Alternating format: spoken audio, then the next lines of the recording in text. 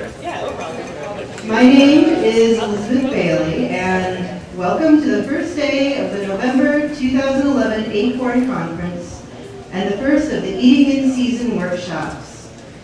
I'm really pleased to be your host for today, as I'm passionate about eating in season and eating local.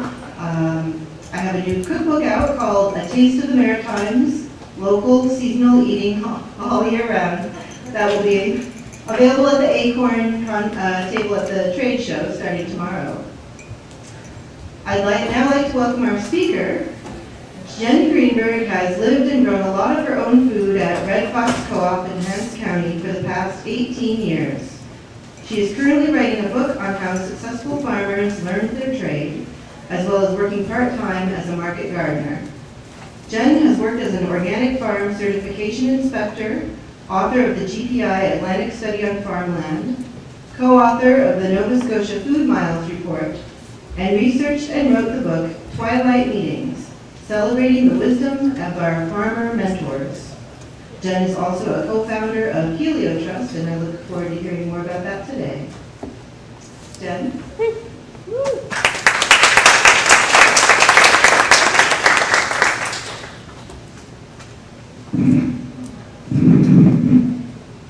Hi. Have to get things adjusted here. Wow, look at all the people here. I can't believe this. I thought it would be like 10 people. I've been involved with organic for about 20 years, and I've been trying to eat seasonally for about 20 years. And now that I'm in my 40s, I'm really having fun with it, a lot of fun. I've decided that the main goal is having fun. So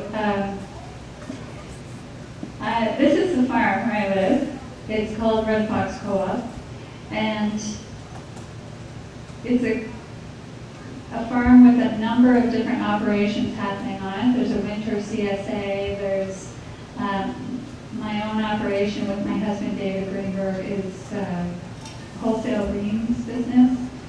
We sell to Pete's and homegrown organics. And there's another guy who grows garlic commercially. There's a homesteader couple, and there's a tree nursery, a native tree nursery. And it's a lovely place for growing both socially and food.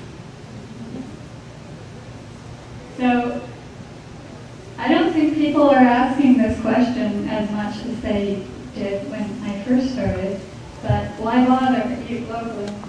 Why bother? Why would you do that? Like, why don't you just go to the grocery store and relax and buy whatever's there and eat your pineapple and drink your orange juice and, why change that? And here's a list of my answers. And the more selfish ones have crept up to the top. Like, it's really good tasting stuff. It's really fresh and tasty, and I focus a lot in my food preparation on foods that I like. Now, someone in the audience might have different foods that they like, and I really encourage you to always focus on the foods that you like and not try to force yourself to eat stuff you don't like. I happen to really like lacto fermented stuff. Some people don't. Another big one, I live a half an hour from the grocery store, and I hate shopping. Like, I hate shopping. I'll do anything to avoid going shopping. And, for us, it's like an hour time investment to go to the grocery store. So I really would rather just walk over to the pantry or walk over to the freezer or head for the root cellar.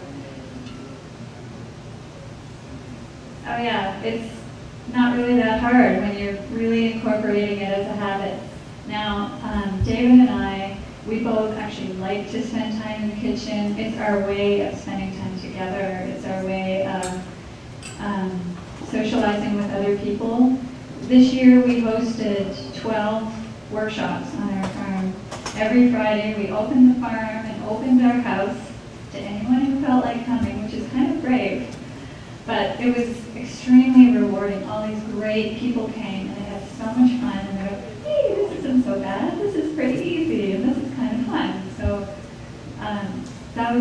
we'll probably do that again. We'll probably continue to do that, open the farm up and just see what happens. Oh, save money. That's big.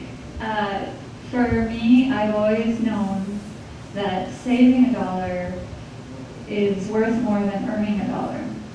And you probably know why, because any dollar you earn, you're paying taxes, and you're paying other employment-related expenses. But with $1 that you save, you don't have to pay that. So $1 saved is $1, but $1 earned is only 60 cents or so. So people say, oh, is it worth doing all this work? And I said, no, it's totally worth it, because my goal was to retire and only work on the farm by the time I was 40. And so I was, saving up to pay everything off, and then I could just stay at home and focus on the farming stuff. Now it hasn't quite been achieved because I'm now 43, almost there, and I really like the idea of living on, almost nothing or very low income. And so saving money becomes extremely important. It's environmentally efficient. So our Food Miles report shows that eating local food has multiple benefits. Some were a little surprising. For instance, I read a study that showed that bringing orange juice from Brazil was more efficient than consuming apple cider locally. And I said, huh? And then I kind of got depressed for about a week. But all the other reasons why you would eat locally kind of make it worthwhile, even if it isn't environmentally more efficient, but in many cases it is environmentally more efficient to eat locally. Now I did a comparison for tomatoes. Tomatoes is something I really like. So what you can do is you can can your tomatoes, you can freeze your tomatoes, or you can import your tomatoes if you want to eat tomatoes in the winter. And I found that canning was by far the most ecologically efficient and the most economically efficient, by far. And then importing, and then freezing. Freezing is actually not that efficient. And I used the most efficient freezer as my example. So that's a good reason to move away from freezing if you can, and towards lacto fermentation, drying, canning, and other methods. Root cellaring are really efficient compared to freezing. But freezing is best, so I like it too. And a really good reason for buying local and eating local is it helps the farmers. So I'm going to go through kind of a 12-month season and show you what we do and how we do it, but feel free to ask questions if you want to have a discussion about something. So we're in February, and in February there's a lot of sunlight, and I just take little seed trays and seed greens in them and put them on the windowsill and then just cut them and eat them, and it's incredibly, it's a real tonic for that time of year when you're just covered in greens, I haven't had greens for a while. And this is arugula, and we use mushroom compost in our soil mix, so we get some mushrooms too.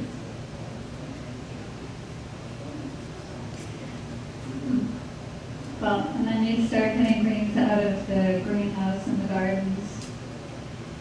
And then you go through the season and you start getting all kinds of real goodies like corn and tomatoes, and there's no trouble convincing people to eat that stuff right when it's in season because it's fresh and it's so tasty, and all your friends want to come and visit at that time.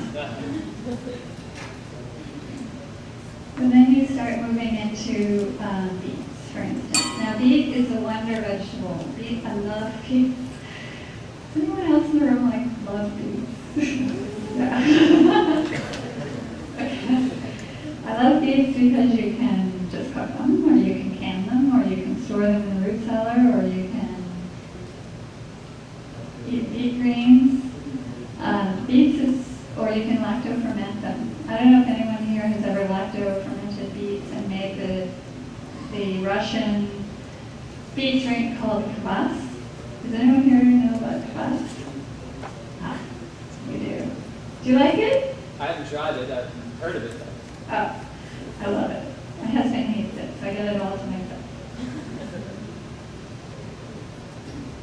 Oh, and you can put it in your chocolate cake. You probably can't see that. There's a chocolate cake there. It's his birthday, so I made him a beet chocolate cake. And some people who came to the party said, oh, but they all ended up loving it at the end. And I really love basil. Like, I just cry when I don't have access to basil. So here we have basil growing. We have people making basil pesto who came to a workshop. And this woman, she's my friend Tammy, and she brought her 3 kids, and the 3 kids wanted to make basil pesto so much, so there they are making it. And she said, you know, if I brought basil pesto home from the store, they would never eat it. But since they got to pick it, they got to go get the garlic, they got to, they were involved in all parts of it. And they had so much fun, and she said they loved it, and they keep asking for it, and now I make it all the time. And that's the point, right? And then below there, we had a garlic party, and all kinds of people came out of the woodwork to help us split our garlic so we could plant it this fall. And the whole house became very, very dusty, and they made a huge mess, but everyone had a big smile on their face. So berries, like who wouldn't want to eat local berries? And we've got plenty. I used to eat gooseberries and currants and go crazy with all the berries, but now I'm really focused on raspberries and blueberries, and I just freeze them. But I don't understand why people would, in the middle of the summer eat oranges. I mean, when you've got this, why would you do that? And I've gone into the less conventional berries, like elderberries, I really appreciate, and people love to come and help me do all the work associated with them. And they're very medicinal. I have a stash of elderberry juice that I use whenever we have a flu in the house, and it's really good for as an antiviral. And grapes. We have tons of grapes on the farm, and we end up making grape juice and canning it all in the steam juicer, but you can do it just with a regular pot. Steam juicer makes it easier because you put the liquid in the jar and it just seals if you do it properly. We've gone into peaches, of course, peach season. Who love them. And then we've got this to eat all winter. Fabulous. We do drying. This is plums, but I also dry tomatoes. And we do have some pest damage in some of our plums, so drying them is a really good way to be able to cut open the plum, take out the pest, and then put them in the dryer and have them all winter long to eat. And of course, apple cider. And there's, we have this friend here, he's from Haiti, and of course, as a kid, he had trouble with food, and so food just makes him so happy.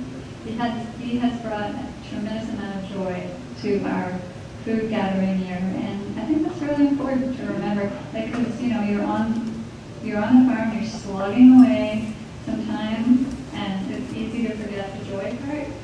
And he really loved us with that. Here's a tomato grenade. Sometimes the tomatoes take over the whole house. Does anyone else have that experience? And this was a new one. We had a tomato canning workshop, and it was really popular. And the people who ended up canning the tomatoes were all the guy. And I love, isn't that great? Like all the guys are canning the tomatoes and then they become kind of addicted to it. And they won't stop. It's just terrific. So I didn't do any canning of tomatoes this year. Usually I spend a lot of time on it. So this is our pantry, and the pantry is the most important room in the house sometimes. And it gets all filled up with canned goods, and then we have boxes off to the side. And then our living room starts getting filled with boxes of canned goods. Does anyone else have that happen in their house? But it's great. It's just like a great feeling. You feel rich. So then you got your storage carrots, and of course the cheapest and easiest way to keep food for the whole winter is to store it without canning it or freezing it or doing anything much at all to it. Just throw it in the cold room. And cold rooms are a whole other topic, but if anyone has any questions about storing vegetables. We grew a lot of snap cabbage for the kimchi, which we love. How many people here have made kimchi? Well, I better sit down. Kimchi, I think, is a traditional food in Korea, and we had some neighbors who had been in Korea, and they were having a kimchi workshop, and they were so excited. They came over and they went and harvested everything out of the garden, cut it all up, and you cut it all up and you add, say, parsley or almost anything that you want. It's very, very flexible. We added cilantro and parsley, garlic, and hot peppers to the napa cabbage and carrots. And we actually made kimchi one year, and we cut up the carrots too small and it became alcoholic.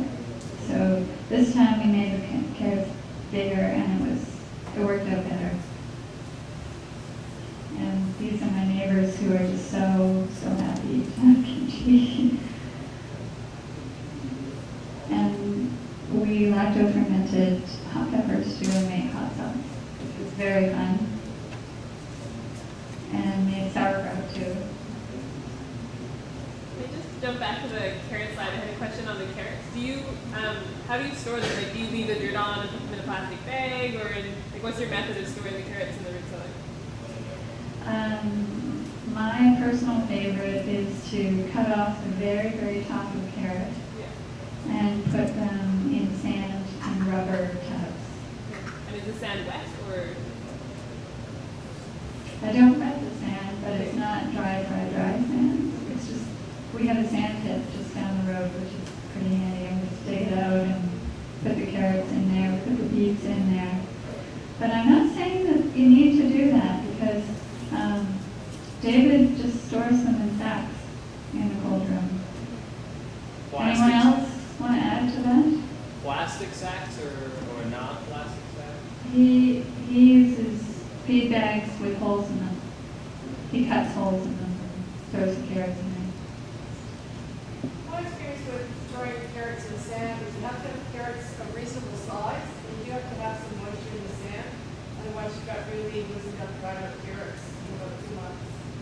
And in my cold room, I just put my carrots in a plastic bucket and cover it up, and that's all. It's great. Do they last pretty well? Yeah, and I leave the dirt on. Okay. I brush off because of excessive mud. Yeah. I don't wash them. Yeah. And you cut the tops right off too? I leave about a 1/4 of an inch of top on, and just in a plastic bucket covered in the whole room.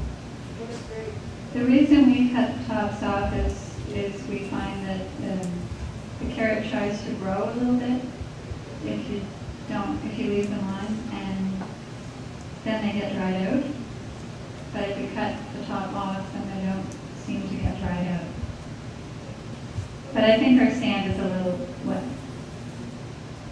Yeah, just with the kimchi, I'm struggling with what you put on top of it. So I'm just wondering if you can give me some advice so that you don't get. Oh, right. Yeah. That one there. Yeah. Have you tried the plastic bag with water? Yep. And it doesn't work for you? I just did the kimchi wrong. I guess I like left the water in there. What did I don't know. I did something dumb. But I did do the plastic bag thing, and that wasn't a problem. But my pickles weren't really good, and I didn't do the plastic bag, which I should have. Did you do the whey? Did you add whey and salt? No, I did it like just salt brine, like pretty heavy salt brine.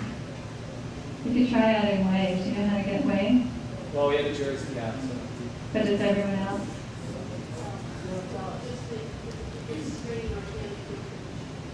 Yeah.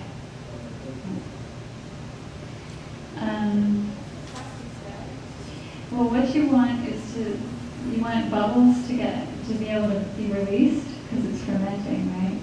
But you don't want air to get in. So you fill a plastic bag with water and put it on the top of the jar so that there's no gas. And you want your ferment to be up near the top of the jar. So the plastic bag is just sitting there and it's taking and it's not allowing any air to get in. So the basic process is you take the vegetables, sometimes you cut it up, sometimes with the hot peppers we leave them whole. You add salt and whey and let it sit on the counter for a couple of days, and then you put it in the fridge or a cold room. And it should keep those vegetables for a number of months.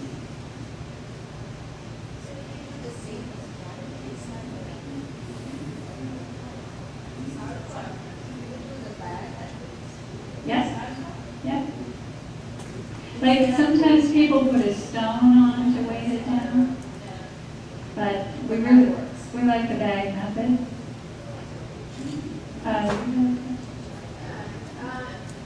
Any idea of in your gallon jar that's 3/4 full, how much whey and salt is added to that? I thought someone would ask that.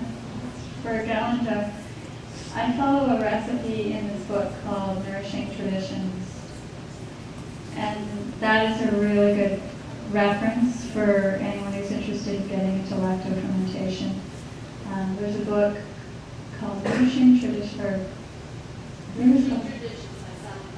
Yeah, and then there's another one, a companion volume by Tom Cowan. And it's I think it's a really good book. Yeah, and that's the book that really got me into beet kvass and cabbage ferment and all these other like kimchi and other ferments.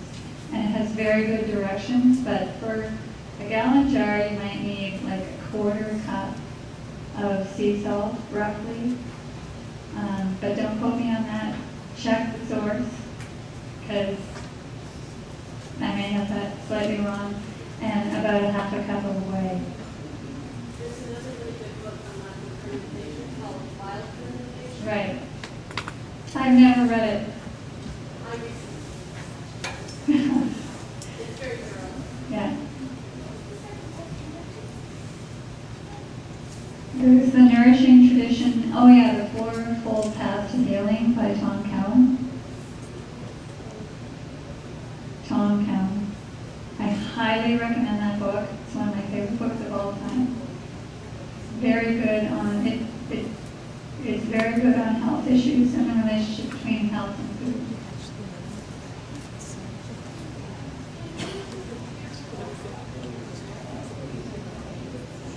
Yeah. It's more of a crouch. Was that the way? I mean, maybe someone else has more knowledge about this, but I thought lacto fermentation was to do with the whey and the milk. Is where the whey comes from, so that's why it's called lacto fermentation, but I could be wrong. Do you know?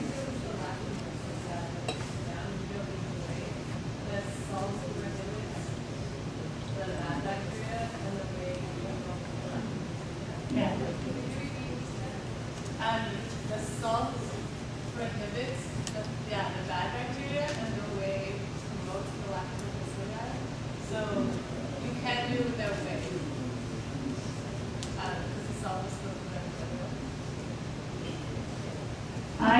We did a comparison between whey and no whey, and we really like the results with whey in comparison.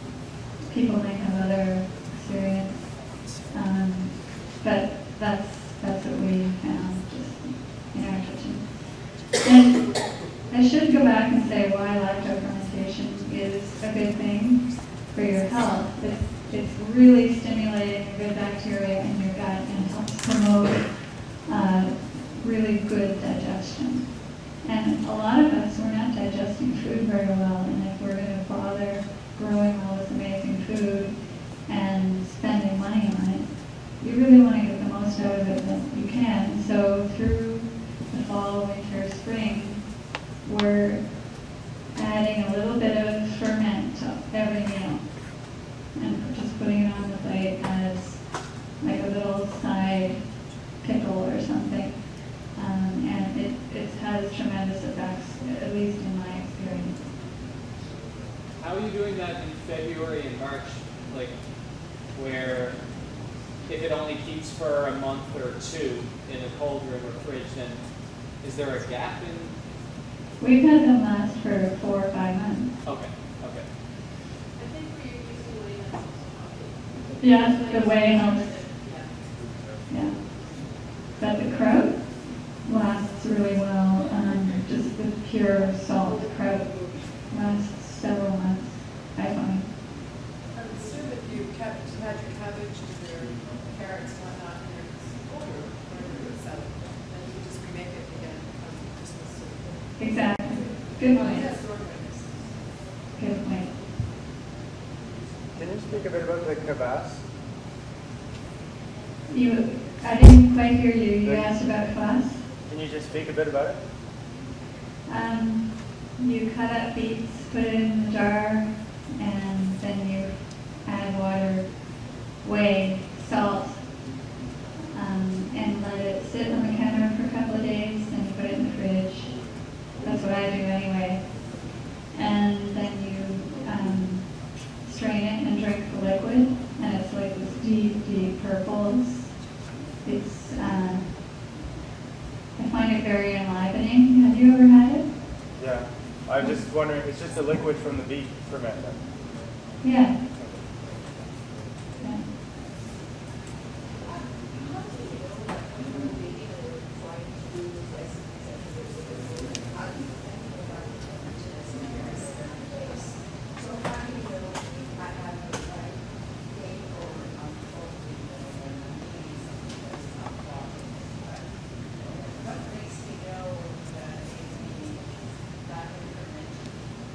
I find the ferments taste and smell fresh. And anything that's gone off either tastes and smells a little bit like alcohol or rotten. I mean, I don't think that you would make yourself sick by eating a ferment that is on its way out, but I doubt you'd eat something because of the smell and the taste that would make you sick. You'd like the taste and smell barrier would happen first. But does anyone else have anything to add to that? How do you know when it's gone off?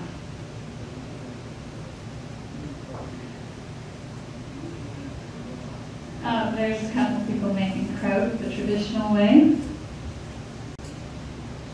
I was also going to talk about some other things that are grown and just stored. So this is onion. Actually, I just thought of something.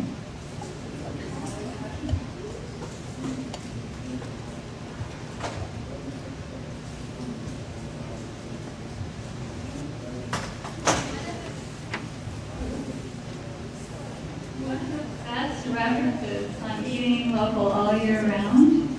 I just realized I was reading this book for my nephew.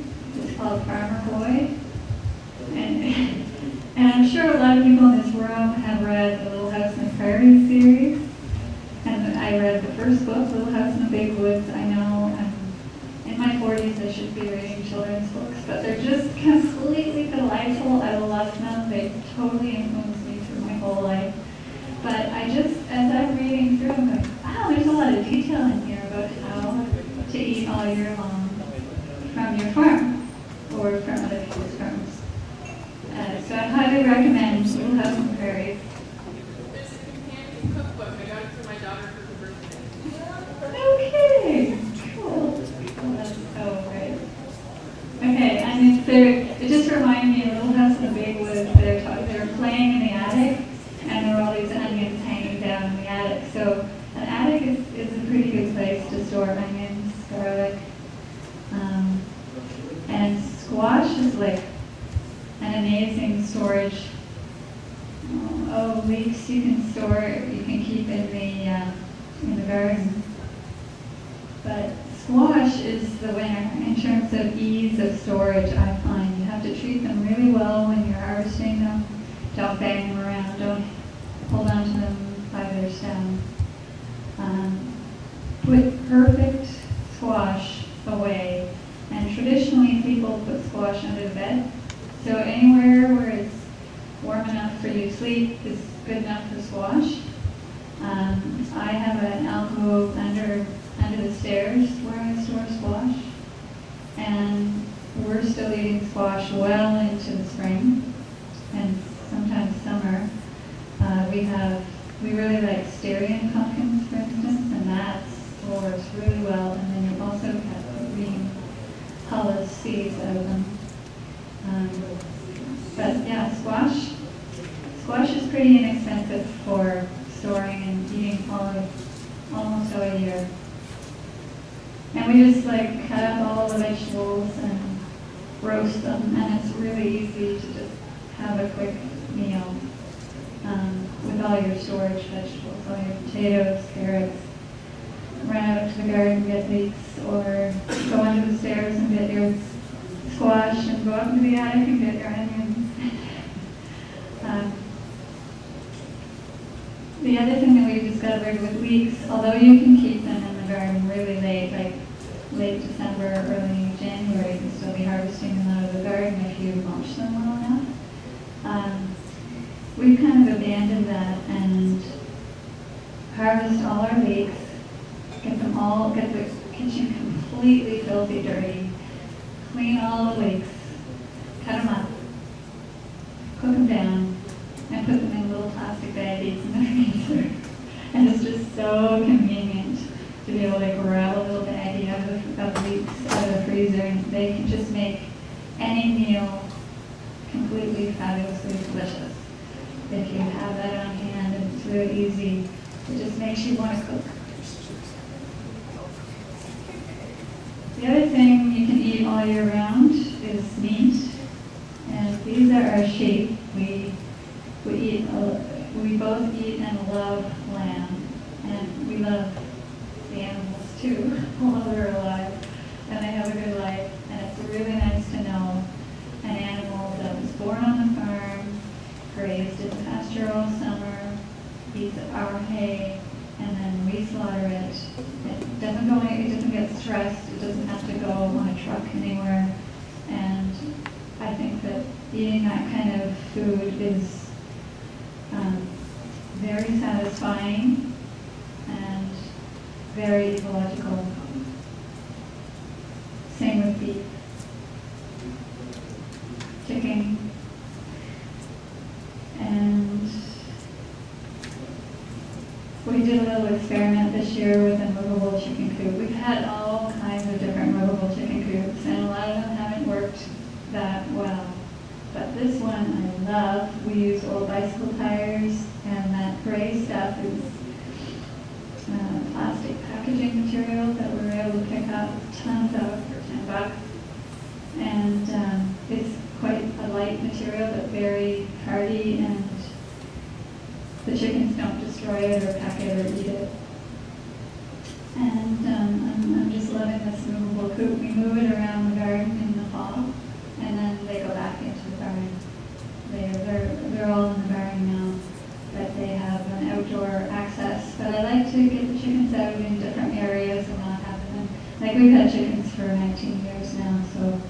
to get them into different areas, get them moving around. And I just love the eggs. All year round product from the farm. And I make my own yogurt too, and that gives me the whey. And for a while, I didn't have a source of raw milk, and I was so sad because I had to go to the store to buy yogurt. And as I was walking through the store to buy the yogurt, I would go past, the ice cream or all kinds of other treats that I just found I bought so much more if I had to go into the store for yogurt. So having our own yogurt production really saves money. We also have, does anyone here order grains from Spearville Mill? Yeah, like people generally know about it. I brought the price list for community groups that are interested in ordering from Spearville Mill. We order from Spearville about every 4 months, and we fill our pantry. We've got these tubs and jars full of Spearville's grains, and of course, it's one of the only places you can get red 5 wheat, which I'm a big fan of. And making your own bread sounds like a really difficult thing to do. I took the red 5 wheat and we grew it in the school garden where I live, and the kids grew wheat, they harvested it, they ground it, and then they made bread with it, and they had so much fun. But I'm now making sourdough bread every week, and it's really fast. So it's the no-knead bread recipe. Some people here might be familiar with it, but I add it's fermentation as well. It's a sourdough. I add whey to the bread, and you don't knead it, and I pour the dough into a pot, and it pops right up, and is so delicious. It's, I think, better than any sourdough bread that I can buy. And there it is, a local product all year round. And making meals is so easy when you've got all this stuff stored all over your house and in your basement and cellar, and would be an example of something we throw together in the morning. And we leave on the wood stove as we're out working. And when we come in, on the left is squash soup. So we just throw in the squash and the onions and whatever on the left pot, and then on the right pot we throw the lamb, beets, tomatoes, everything we want in that meal. Just leave them on the stove for the day, come in, eat the squash soup and bread for lunch, and then the lamb and vegetables for supper. And it's just so easy and relaxed and tasty. Highly recommended it. And I'm just going to mention a few things where we're trying to push the edges. Like, I'm sure many people here grow sweet potatoes, but I just had my first very successful sweet potato harvest this year after a couple of years of trying, and I'm just so excited about sweet potatoes, and they store really easily. They store a long time. I was so surprised. And then when you're done, you can use them to start your next crop. And I've been growing hazelnuts, and it's really nice to have your own local nuts. I also just got my first crop of heart nuts this year. I planted the trees 9 years ago, so that was one of the first things I started doing when I moved to the farm, was planting food crop trees, and it's like we're getting the reward now. After 19 years, we're just like raking it in every fall. So heart nuts are nice. They're really nice tasting nut, and the trees are gorgeous. They're like very Carolinian, and you feel like you're in a very special spot. We grow dry beans too. Probably a lot of people here grow dry beans. Very rewarding to grow your own, because when you cook them, it doesn't take as long to cook them. They taste better than what you can buy in the store. A lot of dry beans in the store have been there a long time, and they're not nearly as good as what you can grow yourself. This is the first year I grew ginger. Yum. Very, very yummy ginger, and you don't have to peel it. It's just so delicious. And the tops are great for herbal tea.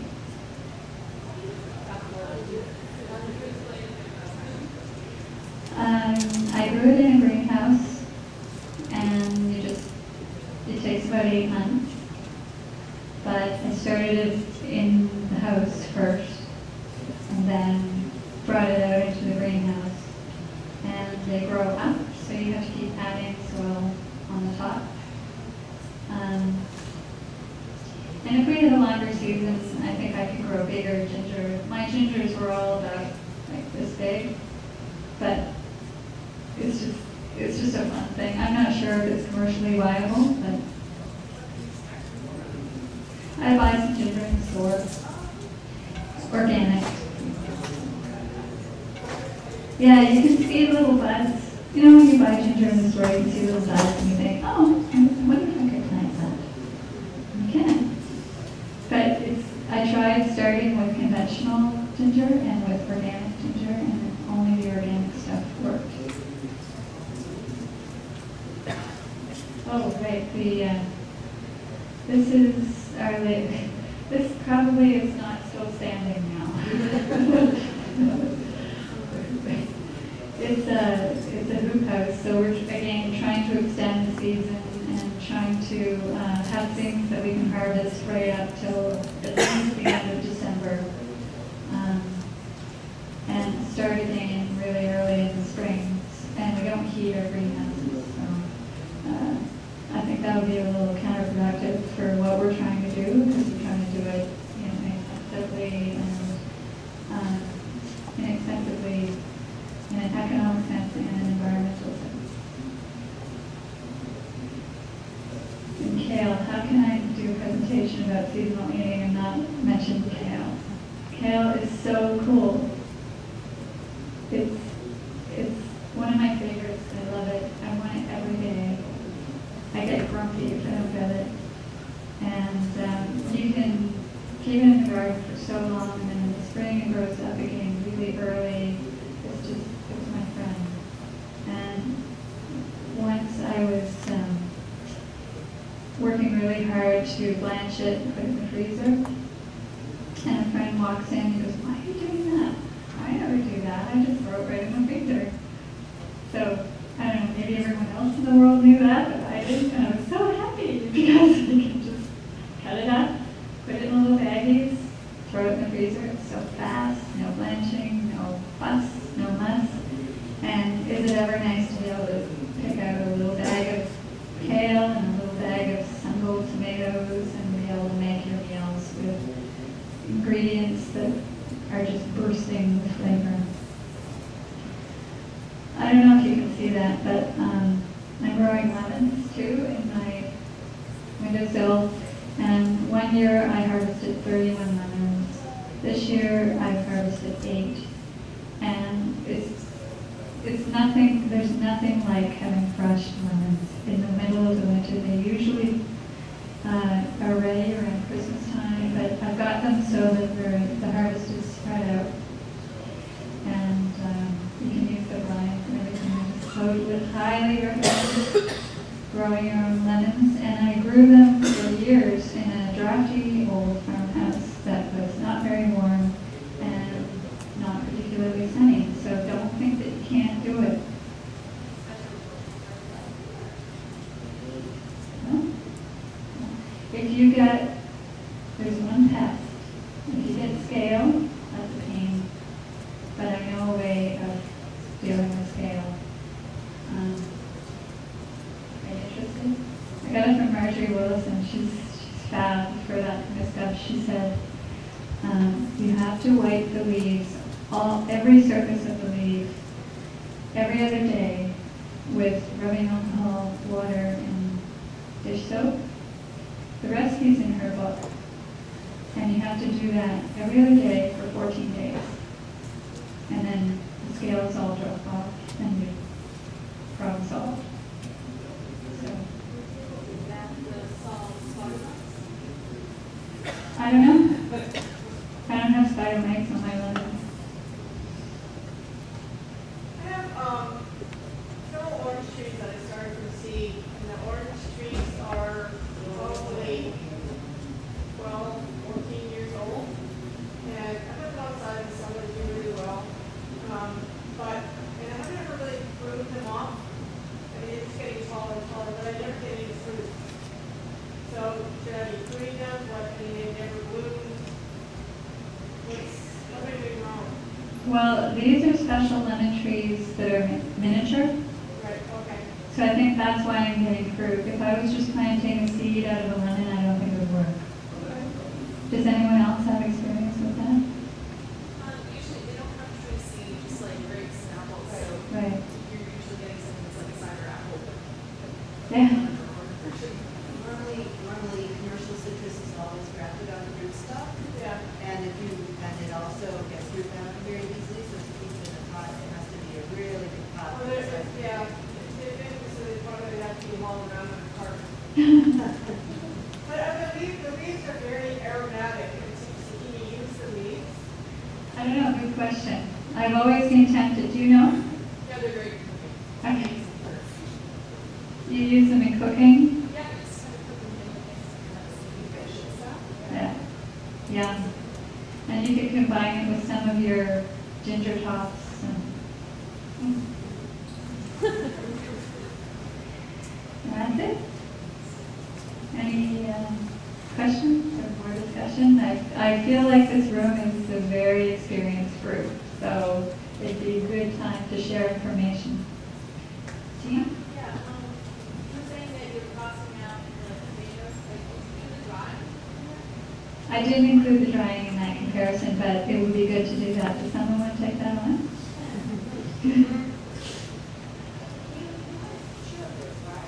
Yeah. Yeah, it's a commercial beef jerky maker. Yeah. What I do is I will pre-dry the plums and tomatoes before I put them in the dryer because I want it takes about 10 hours for them to dry, and I want to use less electricity, so I'll put them out in the sun first to pre-dry, and I'll put a little salt on the tomatoes, and that helps. And then I'll put them in the dryer, and I use tomatoes that are kind of small, that, I don't slice them, because if you slice them, they'll stick to the grate that I'm drying them on.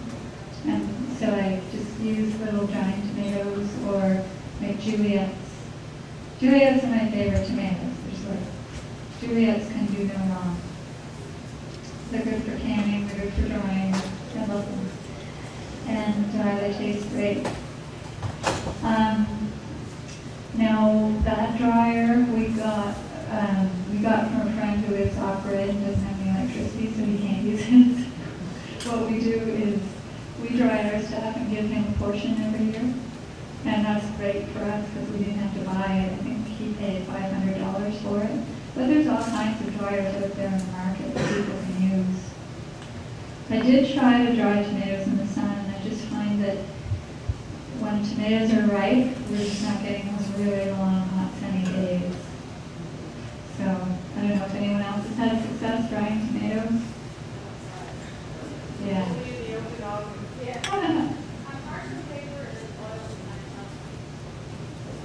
Okay. Hot Tip by Jean Snow. The other thing I was going to say about dried tomatoes, I like several gallon jars full of dried tomatoes going into the winter. And people say, oh, how do you use them? And the only way that I use them is I put them in my little coffee grinder. I don't drink coffee, so this is what I use the coffee grinder for. I grind up the tomatoes and I add them to sauces. It has the same effect as tomato paste. It really thickens the sauce really instantly. And I think it's a worthwhile effort to make all those dried tomatoes because I have fabulous tomato sauces. Where did you source your mini Green Bar Nursery. I used to get them from Avon Pine Valley greenhouses right next door to where we live, and they don't do them anymore. And Green Barn charges a lot for their lemon trees, but I think it's worth it. It's really good quality lemons. And I recommend, I tried 3 varieties, Meyer, Ponderosa, and Eureka. And I find Eureka the heaviest yielder by far. It's a really good lemon. Ponderosa makes lemons that are as big as grapefruit, and I don't find they're as tasty. And Meyer has a very tasty, smaller lemon. It's almost like a lime. It has a different kind of, not quite so lemony taste. But if you only had enough money to buy one, I would definitely get a Eureka.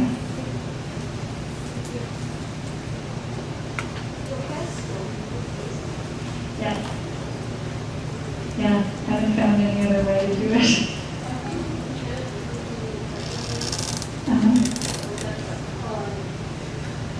Sandy, I think you should be up here.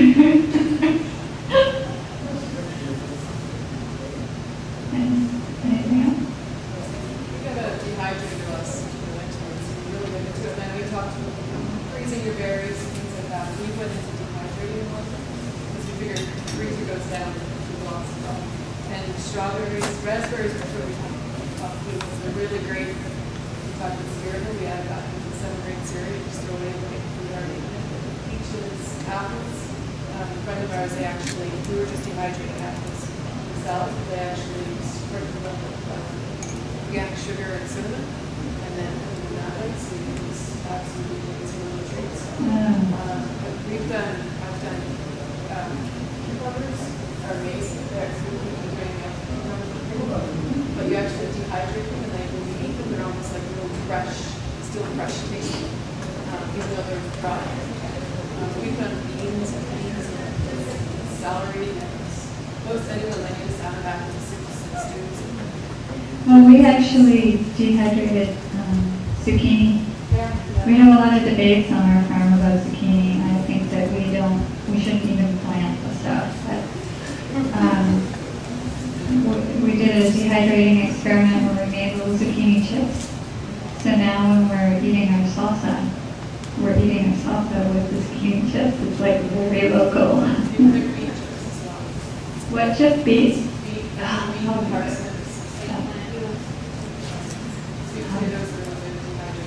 Yes. Yeah. Oh, you're inspiring me. That's great. Carla? It's not just a tasty question, but in terms of curing squash, do you have any tips on like how long or different methods of curing squash? You don't have access to like a big sunny room or a greenhouse? What was the end of your question? If you didn't have access to like a big sunny room, like what requirements do you need to cure squash before storing it? Yeah, I would say you'd want to put it out in the sun for a few days. Okay. And roll it over so that... Does anyone else have any tips on that? I always just put squash upstairs in my house. And the very last day that I take them out of the garden, they sit in the front porch for a couple of days or a week or whatever they get around to it. Then it's kind of like under the bed. Yeah. Is it sunny on your porch? Yeah, my front porch faces west, so they do fine there for a few days or a week. You know, it's going to be cold and we're in, and they just spend the winter upstairs, you know, across the bedroom. They do great. Yeah, I'm a big fan of squash. Same with sweet potatoes, just upstairs in one of the rooms. Yeah. Do you have a dry attic? Is it quite dry? I don't use my attic. Or in the room? There's fiberglass